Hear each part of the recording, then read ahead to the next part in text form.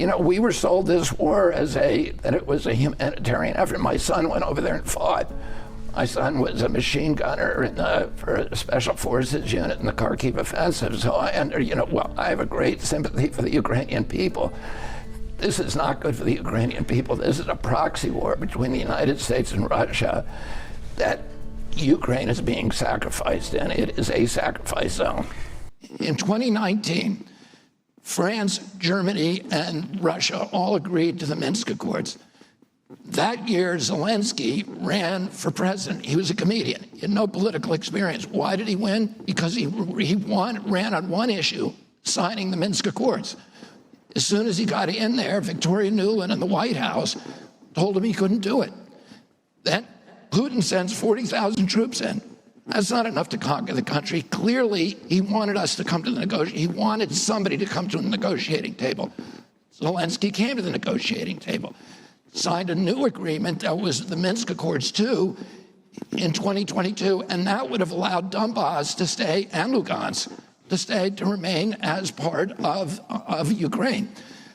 Putin signed it, Zelensky initialed it, and Putin, in good faith, began withdrawing troops from the Ukraine.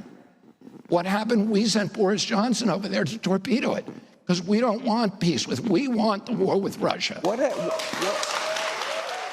We promised in 1992, the Russian leadership said, we will move, this was Gorbachev, said when the Soviet Union, he was getting ready to dismantle the Soviet Union, and he said, we're going to withdraw 400,000 troops from East Germany, and we're going to allow you to reunite Germany under NATO, which is a hostile army. That's a huge concession for them. The one commitment that we want, is what the Russians said, is that you will not move NATO to the east.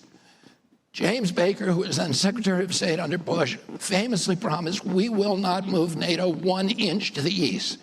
Well, since then, we've moved it 1,000 miles in 14 countries. Now, when we started that plan in 1997, Bill Perry, who was the Secretary of Defense under Clinton, said to the Clinton administration, if you move NATO to the east, I'm resigning because you are forcing the Russians to come to war with us. George Kennan, who was the most important diplomat in American history, the architect of the containment policy during World War II, said the same thing. You do not need to make an enemy out of Russia.